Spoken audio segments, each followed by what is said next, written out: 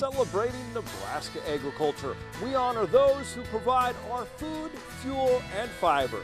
It's National Agriculture Week, which reminds us 1 of 4 Nebraskans work in agriculture.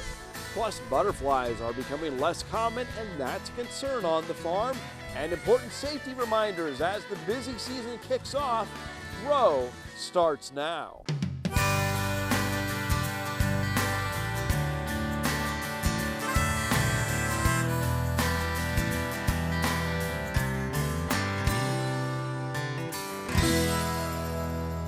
Celebrating Nebraska's #1 industry, it's National Agriculture Week. Consider this, just about everything we eat, wear, and use comes from American agriculture. State Ag Director Greg Ibaugh points out 1 in 4 jobs in the state is related to agriculture, and that goes beyond production farming and ranching. It includes those who work in technology, marketing, processing, and infrastructure to support family farms and ranches. Director Ibaugh says the connection between urban and rural is growing stronger in his opinion as farmers open their farms to tell the story of what they do. More folks do want to know where their food comes from, and farmers are trying to step up and be part of that conversation. Farm Bureau has a leadership group that recently talked about how agriculture is portrayed in the news and on social media. From GMOs to antibiotic use, plus organics and weed killers like Roundup. Consumers have questions, and farmers say they're trying to be open about what they do. In this day and age, we need to have more producers that will tell their story, and because obviously if we don't tell it, it's going to get told for us. So, and that's my attraction to the Leadership Academy and to the Farm Bureau. This group will have the opportunity to travel to Washington, D.C. to meet with lawmakers. This week marks the 5th anniversary of the earthquake and tsunami that devastated Japan. A group of Nebraska farmers saw the devastation on a trip to Japan in 2013. The debris was gone, but Tim Shear of St. Paul says it was clear the damage was deeper than the physical destruction. One of the big things there was that a lot of the young people that had been part of the island for so many years had moved away after the tsunami because they really saw no opportunity left for them. The Nebraska Corn Growers and Beef Council were some of the first groups to send relief to the islands hit by the tsunami and earthquake. So when the Corn Board visited in 2013, they made sure to visit and see how the people were doing. And we took some beef there and had basically a cookout and a barbecue. And we brought American beef, and then we had some Japanese noodles and some other local customs.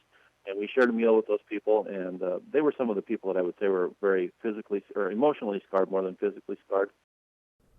That Corn Board trip to Japan was part of a trade mission to promote Nebraska beef. A bill that would relax restrictions on farm equipment on Nebraska roads has received first-round approval in the legislature. Senators advanced the bill on a 39-0 vote. The proposal would exempt tractors, combines, fertilizer spreaders, and other heavy farm implements from current state road restrictions. Some producers have complained the current rules have not kept pace with modern farm equipment, which is larger and heavier than in the past. We know large harvest equipment can be dangerous, but pivots that water crops, well, they carry electrical hazards. Here's more. Set them in order like here. You can pick any one of these. This year, more than most, farmers feel the pressure to cut corners.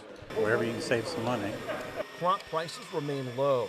Tools like GPS-controlled irrigation systems can help farmers manage costs.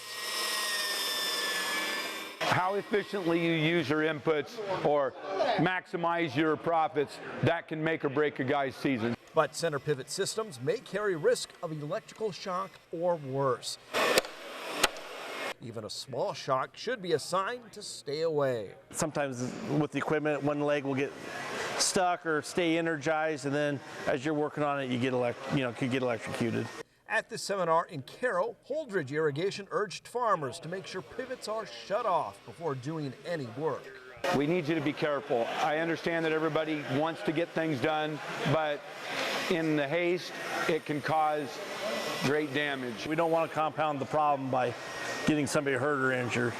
GPS-guided pivots can speed up and slow down and make sure every part of the field gets the right amount of water, but not too much. Yeah, you can basically run them off your cell phone.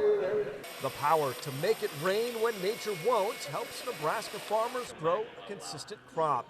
But folks in the state have been hurt, even killed working on pivots, and that can be prevented.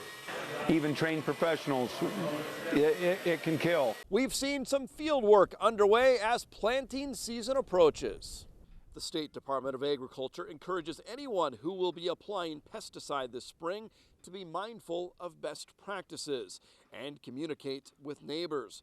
One option is to use the free DriftWatch website to report field locations.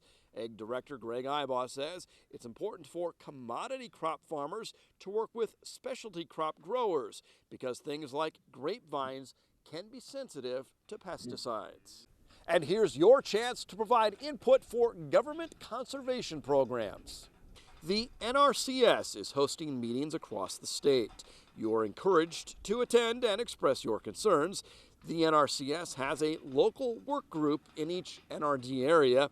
It's a way to get local input into how federal dollars are spent.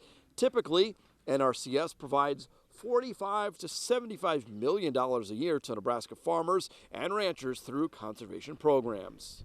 We know many of you are interested in using drones on your operation, and that business is about to get even bigger.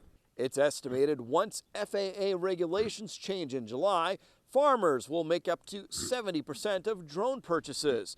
They can be used for crop scouting for invasive pests and weeds and help with decision making when it comes time for planting and irrigating. Some may think this will lead to farmers becoming lazy, but one unmanned aircraft expert thinks otherwise. Unmanned aircraft can help to bring additional information that actually is something they can't easily collect otherwise to help make decisions. So in a way, it might be actually adding more work for them because now they've got more good information to try to use to help make their decisions. And so I think it's actually going to have the opposite effect. While any hobbyist can buy drones and begin flying, the regulations are different when it comes to commercial use. It's quite difficult to do. It's possible, but it is quite difficult to fly unmanned aircraft from a commercial point of view. Now that said, I would add that all of the projections are that the Federal Aviation Administration is going to be publishing new rules, let's say midsummer of this year, 2016, that are going to clarify how individuals, anybody, can fly unmanned aircraft for commercial purposes. And so at that point, it's going to be awesome. A world champion steer wrestler raises money for a local rodeo team. NTV's Melissa Newman has more. Well, it's, I mean, for somebody to just watch that, why are you doing this, you know, but it's something that I crave it. I love it. It might seem crazy. Yeah! But for students on NCTA's rodeo team, they thought this bulldogging or steer wrestling clinic was the perfect way to raise money for their club. The money that for this clinic helps us get up and down the road, paying for hotels, fuel, that's one of our main expenses, and also pays for steer rent since we do have live steers when we practice. The students weren't learning from just anyone. They had two-time bulldogging world champion Dean Gorsuch to show them the ropes. Yeah, actually, you know, I put it on like I'm teaching this clinic, but they're teaching me just as much as I'm teaching them. NCTA professor Bridger Chitka says the connection to pros like Gorsuch is extremely beneficial for the students. It's a really great experience, an opportunity for the students to rub elbows with world champions and get exposed to they always have such positive attitudes and they're just really great people, so it's great for them to be able to be exposed to that. And positivity was one of the students' favorite parts about participating. Yeah! Good job! That does make your morale better and your spirit feel better about yourself, even though you messed up. Like, hey, you could have done this better, but you still did good. While it may look rough on the animals, many participants in the clinic argue otherwise. These cattle cost money. These things are costing $1,200. We don't abuse them. We feed them, we grain them, we worm them, we do everything we need to do to make them work. So now, with smiles on their faces and money raised for the team, students look forward to the future. I try to make nationals and just kind of go to the rodeo and score points and Make money. Yeah, just try to win money, I guess.